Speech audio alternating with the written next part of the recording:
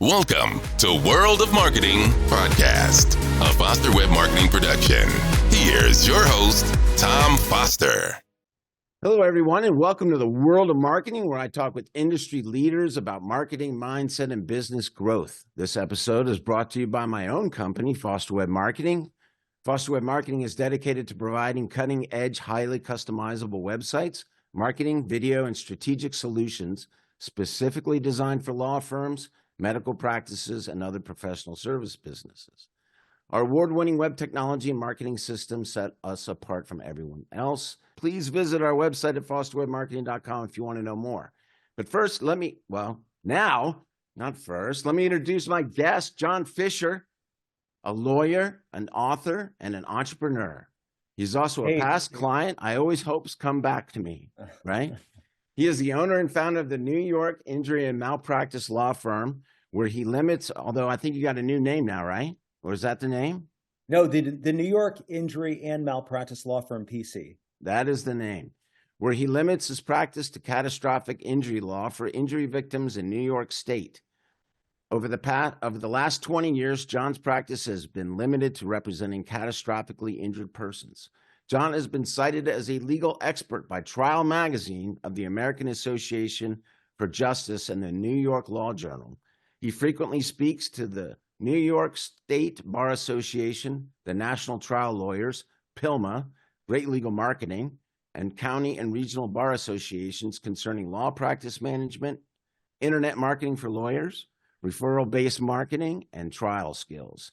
John, thank you so much. And everybody, I've known John for almost 20 years. John and I go way back. He's one of my first clients, one of my first web clients. Yeah, I would say 18 years. At least it was either 2008 or 2010. So we're going on 18 or 9, something like that. 18 or 9. It was a long time ago. It was a long time ago. We met at a Great Legal Marketing event. It was somewhere in Northern Virginia.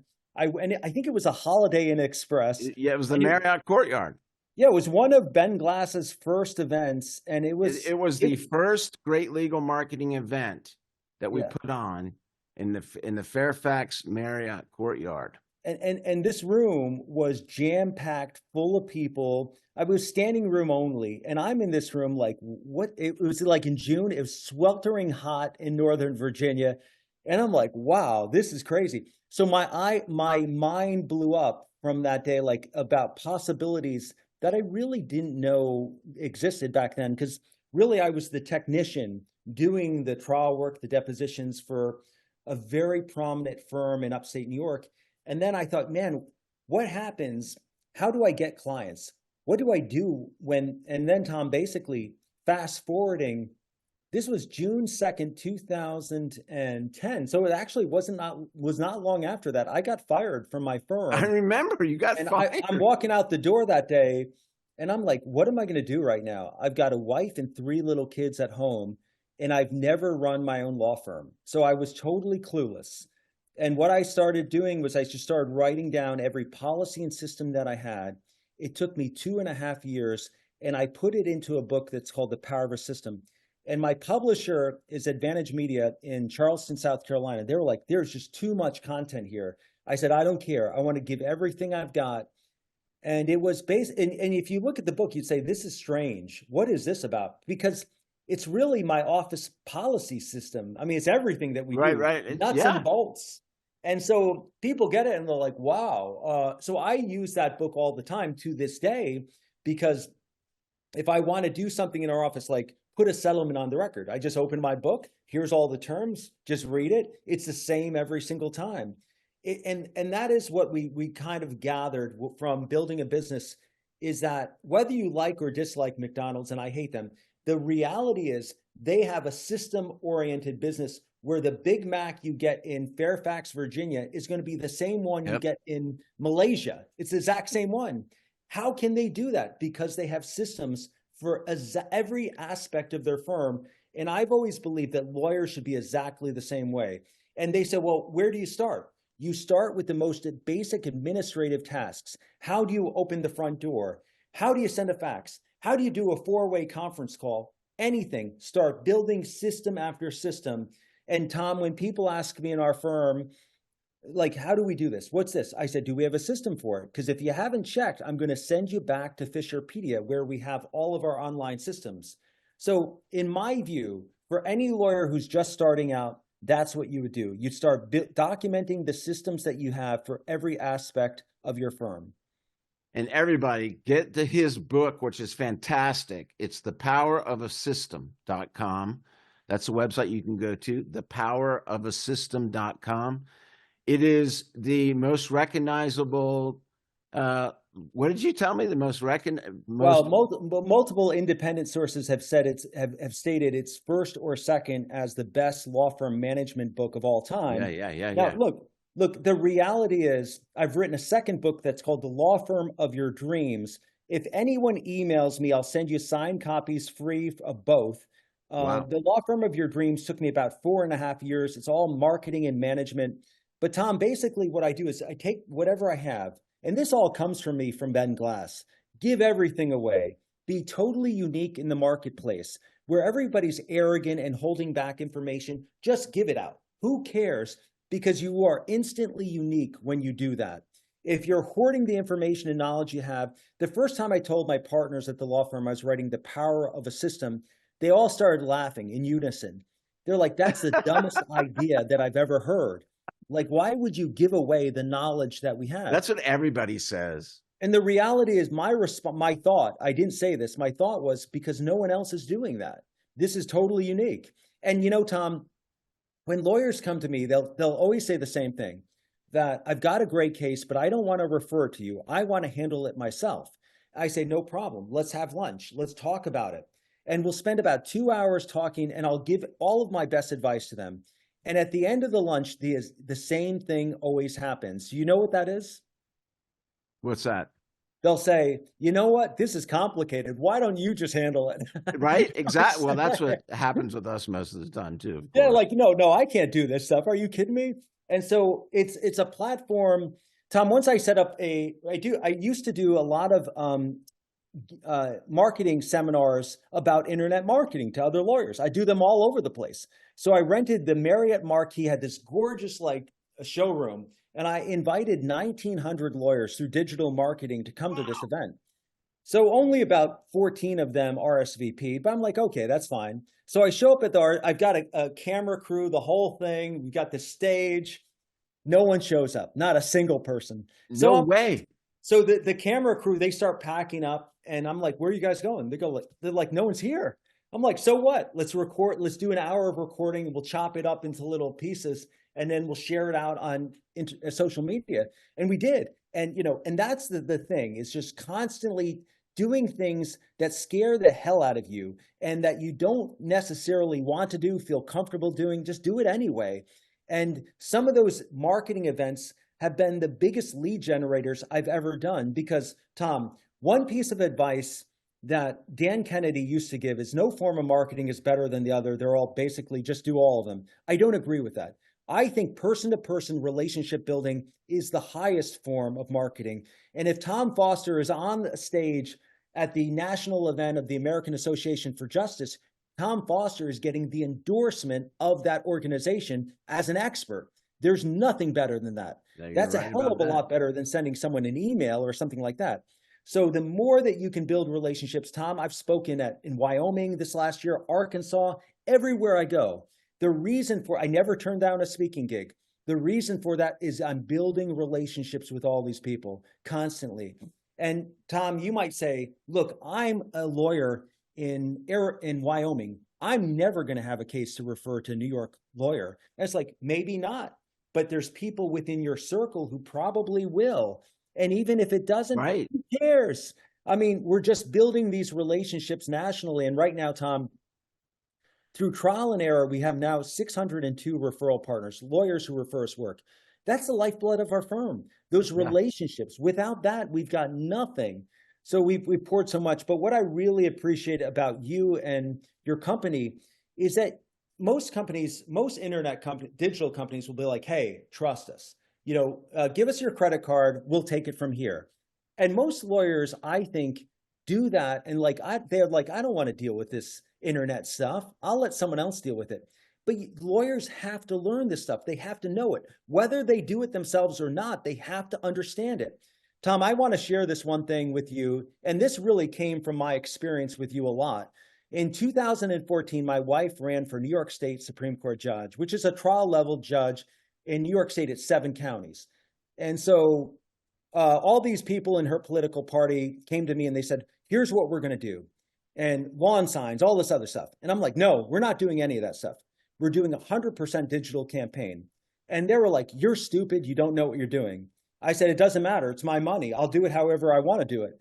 And so we did lots of digital marketing that her adversary wasn't done. No one in her political party had won in 18 years at that point.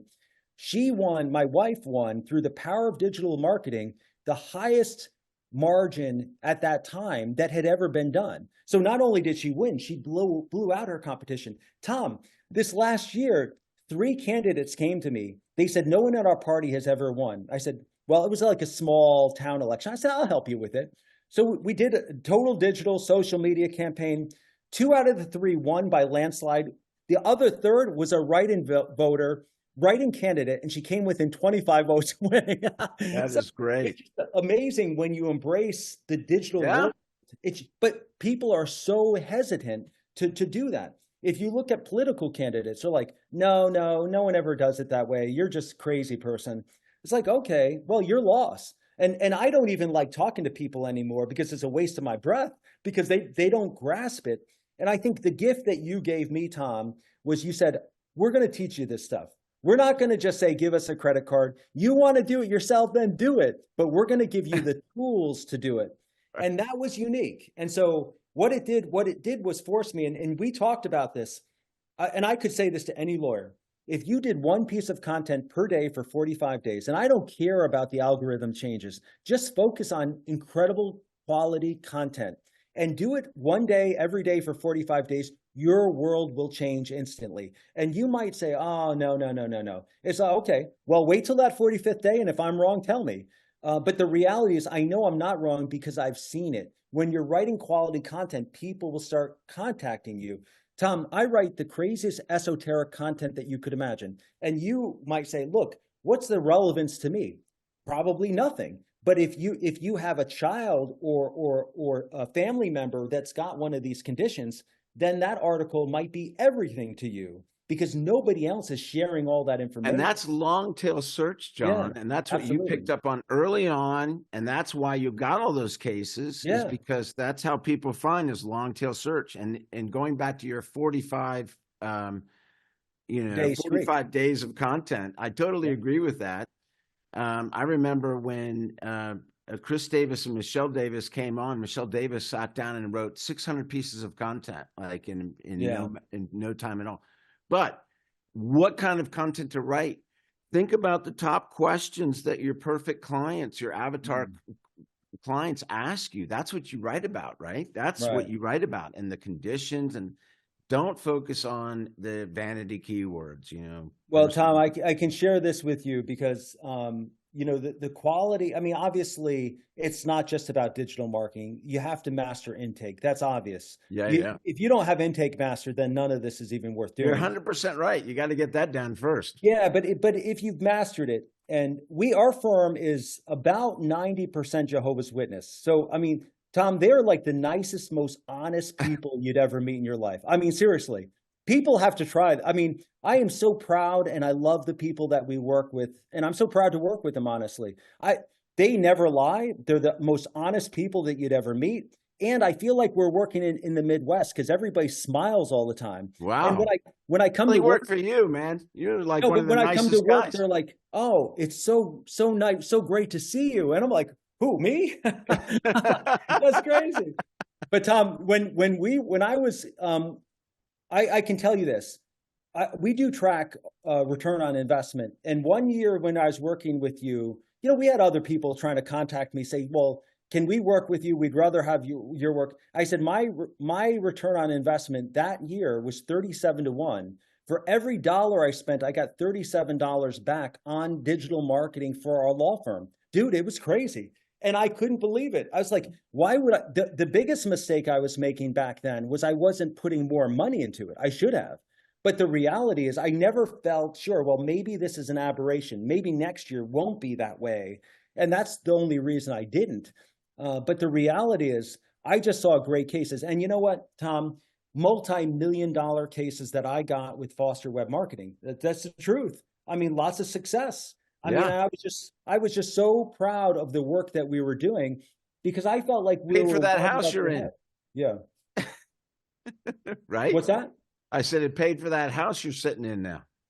Yeah, well, it paid for a lot more than that, you know? Yeah. So, but the reality is I really appreciate that your firm, more than anyone else that I know, like basically educates and says, we're going to teach you nuts and bolts how to do this. Now, if you don't want to do it, that's fine, but we will give you that, that option, and we're going to go through this and we're going to master this. And so, look, that means everything in the world to me because I didn't know what to do. I had no idea about internet marketing, and you basically taught me what I knew. And so I'm grateful for that. But, you know, Tom, like I've said before, I really feel like relationships are everything. So if anyone emails me and they want a signed copy of my books, The Law Firm of Your Dreams or The Power of a System, I will give it to you. J Fisher, Fisher, lawyer @gmail.com. That's my personal email address. Send it to me. We'll shoot you a free book, both books. And I'm happy to help in any way that I can. And I'm so grateful, Tom, for the impact that you've had on my life. It's really made a big difference.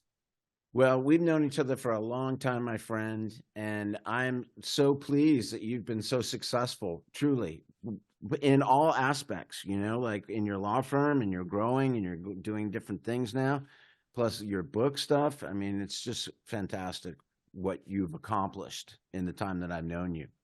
Well, Tom, it's been a lot of ups and downs, man. I mean, lots of losses. Yeah, and I wanted to ask about that. Struggles. What are some of the biggest mistakes that you've had? You know, will you share that with us? Yeah, I mean, the biggest mistakes, I mean, the reality, looking back on my career, I wish I had started my own firm 10 years before I did, without a doubt. Yeah. I didn't have enough confidence in myself. I didn't think it would work.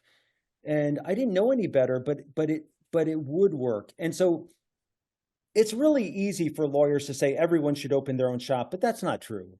There's lots of people who want the security of having a steady paycheck, and I don't fault them for that. But there's people who are absolutely nuts like you and me who should run their own shop because we embrace that. And I think it's something for me.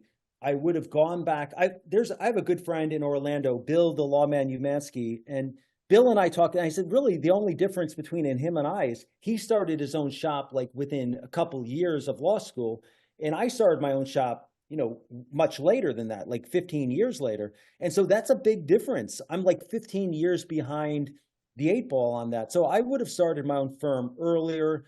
I didn't have enough confidence, Tom, in myself. Last year, we got a verdict for $7.6 million on a case involving a wrongful death case of a judge. And I wrote about this in Trial Magazine, AHA's. Basically what we did, and this is something that I've never seen done before, is we took these hospitals. If you went to Fairfax right now, to the local hospital, you would find there are surveillance cameras everywhere. I mean, not only outside, but inside the hospital. And Tom, if you knew a family member who had poor medical care there, you'd find out that you could recreate everything using the surveillance video. So that's exactly what we did in the case involving the death of the judge. We proved that the hospital doctor was lying when they said we did a thorough head-to-toe assessment of the patient. Wow. We had the video. They never laid a hand on the patient. She's talking on her cell phone the whole time she's supposed to be evaluating the patient. The patient, she said, oh, he looked fine when I saw him. He died of a heart attack. And he's like pounding his chest the whole time. I'm like, the video makes a huge difference. In medical malpractice, wow. No one had ever done that before, not to my knowledge. And so surveillance video, you think of it in car wrecks or slip and falls, but med mal, I mean, you're going to have a lot more cameras in a hospital than anywhere else. That's true. Outside, we had 1,100 cameras. This visit lasted 45 minutes, and we had 42 hours of footage from that hospital showing the patient, like at different places, different angles and everything. It blew my mind. So that's a way that we've attacked medical malpractice with surveillance video. And not only that, every time a doctor or nurse enters your room at your hospital, they're using a key fob. We can show who entered, when they left, the whole thing. It's just, there's so much information out there that's available electronically that no one has really used in medical malpractice litigation. So that's what we do. And, well, you're a smart guy. We've tried a lot of things, Tom. I've failed. I've lost a lot of cases. I've lost more than my share. And my wife has had success because, it was sort of like the day of her election in November of 2014.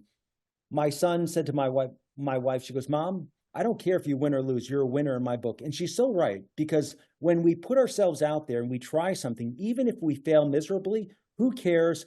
Because you and I were setting an example for our kids on how to live life. Take chances, fall flat on your face. Who cares? Do all of the things that no one else is doing, because you know what? There is a chance that you'll succeed. And like Tom, well, you'll never win unless you try, unless you do it. And you're gonna, right off of Great Legal Marketing, we did. I started a monthly print newsletter back in December of 2010. Everyone is like, "That's stupid. Those things don't work." I'm like, "Well, I'm going to do it anyway." So I've been doing it every month from December of 2010 until now, February of 2024. It is the #1 asset that my firm has. Not our websites, our print monthly newsletter. It's crazy. Yeah. Lawyers get it and they archive it in binders because they want to keep rereading the content. Wow. And so it's about law firm marketing and management. If anyone emails me or calls me, well, my cell is 518-265-9131. I'll put them on our mailing list. But Tom, it's like constant with 602 referring attorneys. How can we stay top of mind with them? We can't. Yeah, that's the way to do it. A print monthly newsletter. Right. It's not email newsletters. It's got to be print newsletters. Right. Yeah. Well done. All right. Let me go back to you getting, so you got booted. Well, you got booted out of your firm. Yeah. Now, but you had already been at that firm doing marketing that you learned at Great Legal Marketing for how long? 2 years? I would say 3 years, probably. 3 years. But the nice thing about that large firm was they didn't have a problem with me marketing and developing a client base. So when I left that firm, when I got fired, I took about half of the firm's clients with me. They were not happy about that. But the reality is these were my clients. I had brought them to the firm. And so I became obsessed about learning marketing, and I do love it to this day. So learning every nuance about it and speaking with great people like you where I can learn new things. Every business out there is really a marketing business, because if we assume you do your craft well, but if you don't market it, if Foster Web Marketing doesn't market their services, then no one knows that you exist. So people need to know about Foster Web Marketing in every corner. And so I think that, whether our firm is good or bad as medical malpractice, if no one knows about us, it doesn't matter. We've got to be out there and we've got to make these connections and I think the thing that we do differently, Tom. It's work. Yeah, it's work. But the thing that we do differently is we have focused almost 100% of our time and money on lawyer-to-lawyer referral-based marketing. And this is the crazy thing for the world of marketing. If you ask people at a seminar, where do you get your best cases from? 90% of them will say referrals. Then you say to them, okay, of those 90%, where do your best referrals come from? About half will say former clients. The other half will say lawyers. So 45% of the room is saying their best cases come from lawyer referrals. And then I'll say to them, how many of you have a documented system for acquiring and nurturing lawyer referrals? Not a single hand will go up when I ask that question. So in other words, these are the highest and best uses of your cases, and you're not marketing to them. I would love to see your system, John. Yeah. I would love to, personally, I would love to see your system for that. All you have to do is read my books because I give it all away. Okay. Yeah. I have to get to that. But it's a combination, Tom. With the first book, this is a Fairfax, Virginia story. First book I write in 2013 is called The Power of a System. And I have a meeting with Ben Glass in Fairfax. And so before the meeting, I'm in some dumpy motel in Fairfax, and I'm just sitting there. I get a call. It's my number one referring attorney at a large firm in New York. And they're like, we got this great case for you. It's a 26-year-old who was overdosed with anesthesia, and he's in a coma, and he's never coming out of it. And I'm like, well, that's great, but I'm in Virginia. I'm going to take a couple days to get there. An hour later, they call me and they say, it's too late. The clients are calling every law firm that's on TV right now. So forget about it. And I said to them, just get me a meeting. So 2 days later, they get me the meeting. I go to the hotel. The family is in a private room, and there's a line of attorneys like lined up with their hair slicked back and the whole thing. And it's every attorney who's like the big hotshot guy on TV. And I'm like, oh man, I've got no chance. And they're older than I am. They're a lot more experienced than I am. I was like, oh, forget about it. And I ended up waiting and met with the family. At the end of the meeting, I gave them a copy of my book, The Power of a System. And they looked at me like I was a freak. And they're like, what's this about? And so I walked out. 2 days later, they called me back. John, we're hiring you. And I said, great, but why? And they said, we had no idea who to hire for this case. So we opened your book, and it's got all these testimonials from other lawyers from across the country. And we're like, this guy must be perfect. So that people ask me about return on investment. That's a $5 million. No, it's like a $3.75 million case right there. I never would have had that if not for the book. Right. Tom, it sets you over everybody else, all those billboard guys, all those big TV guys. It does. And, I've been to court conferences where my book, The Power of a System, or The Law Firm of Your Dreams, will be on the bookshelf of the judge. And I don't know if the defense attorneys even notice, but they can't feel good about that the judge is reading my stuff. My wife is an appellate judge in New York, and she came back from judges school once, and she goes, do you realize that your book, The Power of a System, is used as an authority at judges school in New York? I was like, no, I had no idea. No one told me that, but it's so cool. That's great. And if you go to the Fairfax, law library right now for judges, you'll find the Power of a System right there. So you can get it. So cool. Good for you, man. It gives you authority everywhere. It's the best investment I've ever made as a book. Well, okay. But here's a couple things that everybody needs to keep in mind. I've written several books, but nowhere near as good as your book. You have to write a good book. Yeah, exactly. Right? Ben has written several books, but many books, but none of them are as good as The Renegade, the first one, right? The first one that put him on the map. And yeah, that's the thing, Tom, with books is you can't embrace the philosophy that it's okay to make mistakes. You can't do that. You got to be excellent. You got to be perfect. Yeah. And when you do a book, like I'm all in with books. So, I would spend somewhere between you do it yourself, right? You don't have somebody ghostwrite it for you. You write it yourself. No, I write it myself. But the spend is about $50,000 to $80,000 with Advantage. They're also called Forbes books.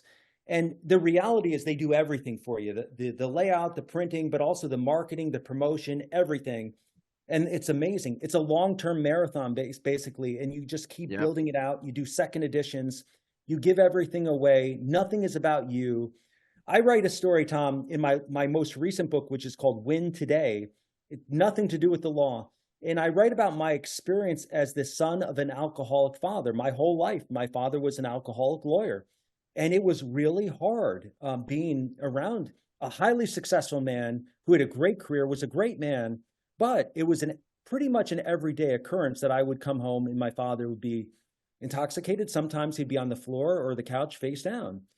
And it was really hard. I share that for a reason, because I want people who have had similar experiences know that they're not alone, that other people have gone through the same thing, and that they're not at fault for what happened. And I feel very strongly, and I have 3 older sisters, and they tried to discourage me from writing that story, but I couldn't write the book without it, because it's not about diminishing my father in any way. It's about helping other people realize. And Tom, when I talk about that at marketing seminars, invariably one person will come up to me, give me a hug, and sometimes maybe even shed a tear and say, please keep telling your story.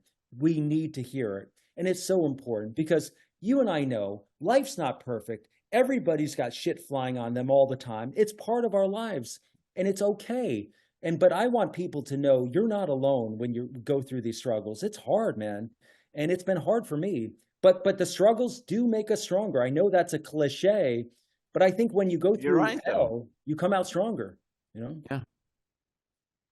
Okay. Very good. So you've named a couple, you said Ben Glass, Dent, but who are some of your mentors? Who are some of your other mentors, John? Well, I would say a lot, but the biggest thing I can say is we started a mastermind in 2015 in Chicago. We had 19 law firms from across the country who came. It's called Mastermind Experience. We got all these people together, and people come to me sometimes to say, can I come to your office? I want to see how you do things. I say, well, you could, but you just be getting feedback from me. It'd be far better if you got feedback from people who are better than me. And ideally in a mastermind, you want to be about the dumbest person in the room. And in our mastermind, which our last one was in West Palm Beach, Florida, we have one coming up on April 12th in Boston. We will be in Sicily on July 6th. Yeah, amazing places. We were in Maui in Lahaina, and John Morgan spoke there with us for 2 hours. Just amazing people. And what happens is you get the wisdom of brainstorming collaboration with higher achieving attorneys who have already cracked the code. They know how to do it. Why waste your time hitting your head against the wall when others have already done it and they can show you the route to success?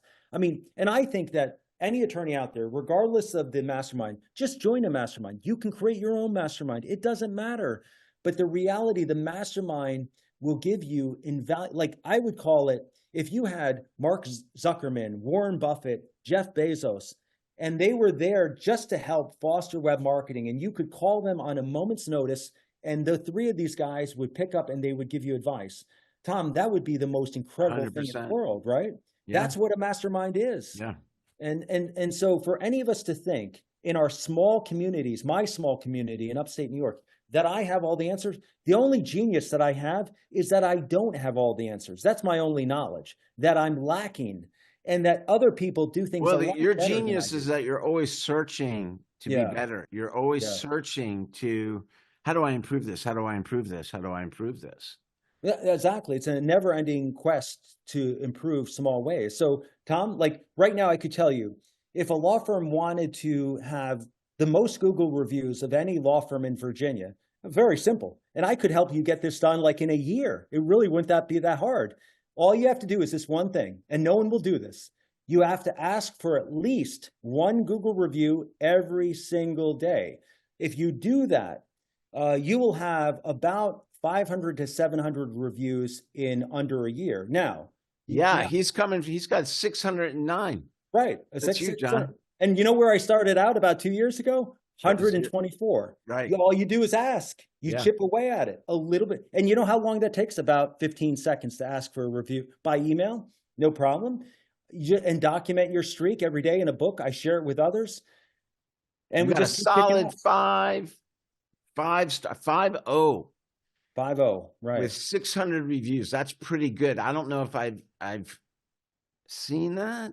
I don't know, with that many reviews, that's really good. Yeah. Well, you've done a great job with that. Consistency. Google My Business page. It's consistency. We kick ass. And, we just try to chip away a little bit at a time. What I would say to a young person is join a mastermind, find the best lawyers you can, get in that mastermind, and then start documenting your systems a little bit at a time. We put ours into Fisherpedia. If somebody emails me, I'll give you the login and password. You can look at everything we do. I have no secrets here. And then we establish purpose, values, and mission for our law firm. Going back to Infusionsoft, which I'm still working with Infusionsoft. We went to a mastermind. I went to a mastermind in October of 2013 in Chandler, Arizona, and we established. You have a fantastic memory too, John. Well, yeah, but Tom, these are things that you never forget. So, I'm down there. I'm with the executive team of Infusionsoft, and these leaders, business leaders from Australia, South Africa, Great Britain, everywhere in the world. And I'm like, my mind is blowing. I'm like, I have no place in this room. These people are so far beyond me. I just don't hope they don't realize how ignorant I am. And so I came home after 3 days of that, my wife said, okay, I was so excited. I'm telling my wife the whole thing. And she goes, how much did this cost?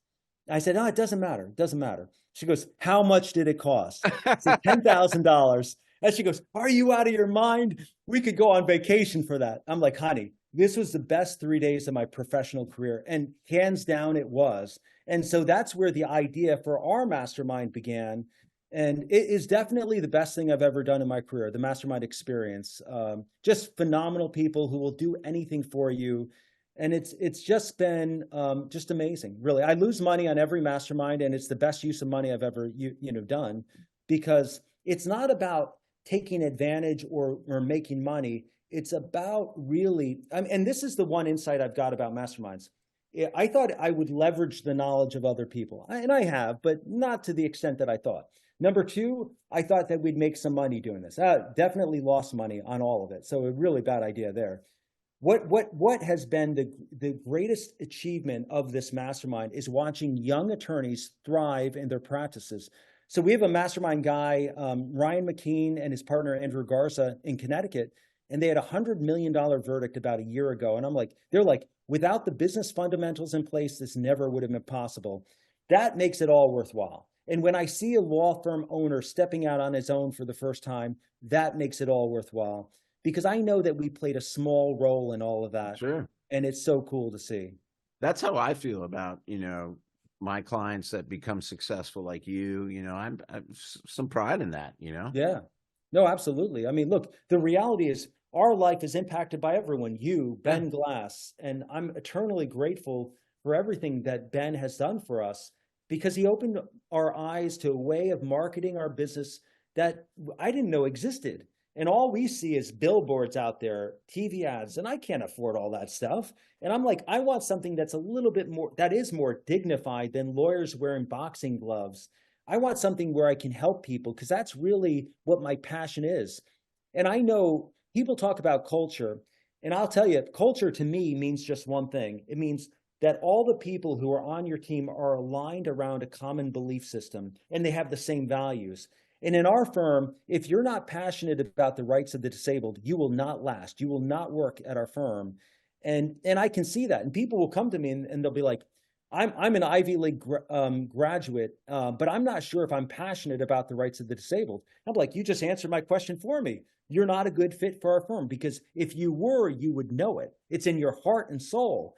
And so I think when you have that, Tom, and you're around people who are fighting every day, who cry when you lose and stuff like that, then you got the right people on your team. And that really is the responsibility of every business owner, is to build the strongest team. And that was the miracle of Amazon, I call it, is that, do you know what Jeff Bezos did? Every single hire, he kept trying to amp it up to improve the quality of the people and the talent.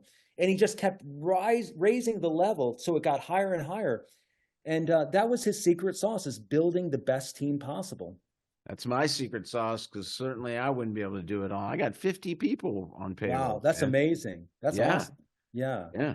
Well, congratulations on your success. Thank you very much. A lot of websites to take care of. Yeah. Okay, so John, you have such energy. What are some of the daily rituals that keep you going? So I'll share it with you.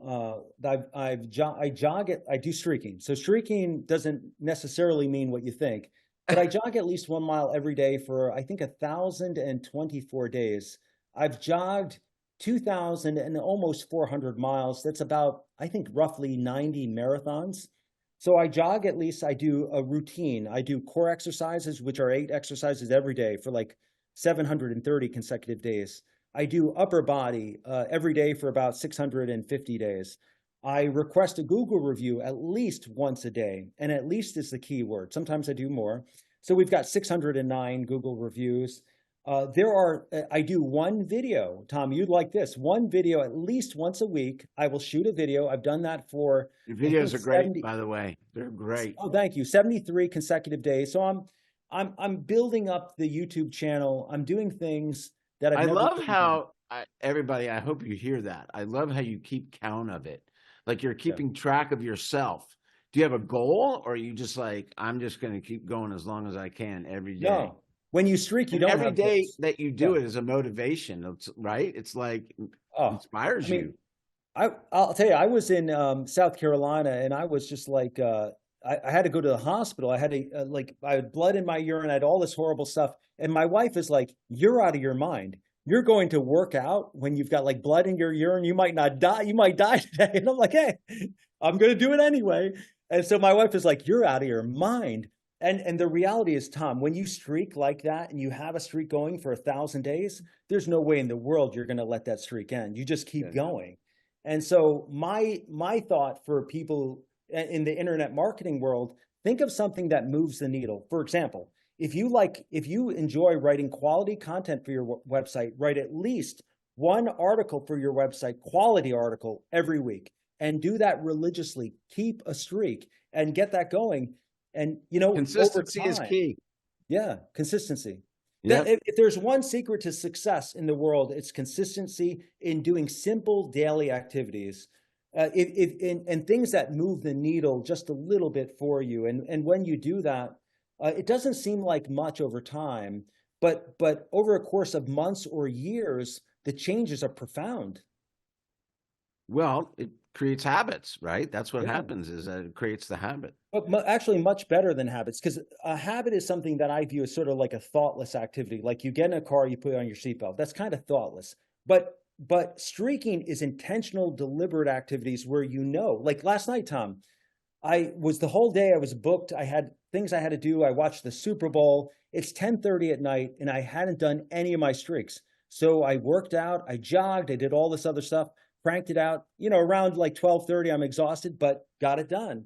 I mean, that's just the power. Wow. I like getting stuff done in the morning if I can. Yeah, I was going to ask you, do you do it all in the morning, or do you have I try to get everything done in the morning, and then like the rest of my day is cake at that point.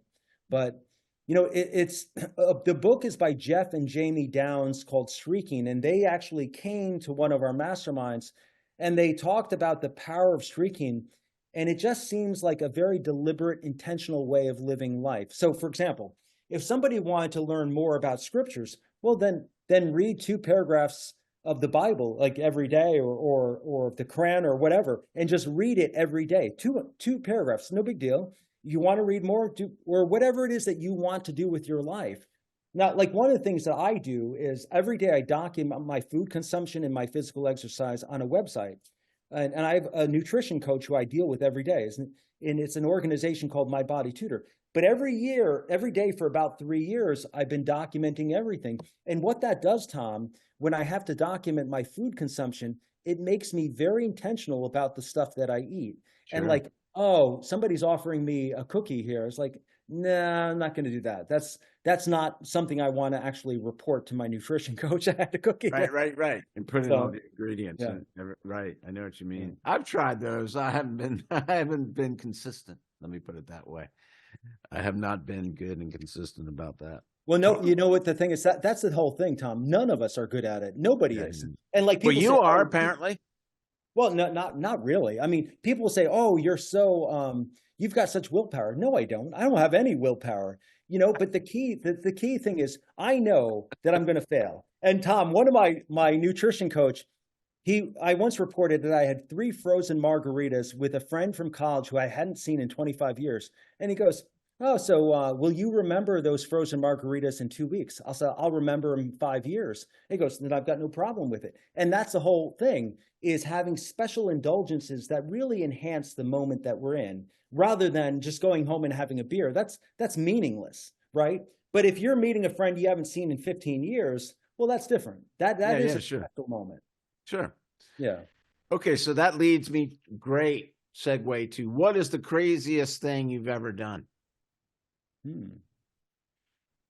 Well, there's been a lot of crazy stuff, but probably the craziest thing that it's not that I did. When I was a kid, my father loved to take our family for travel.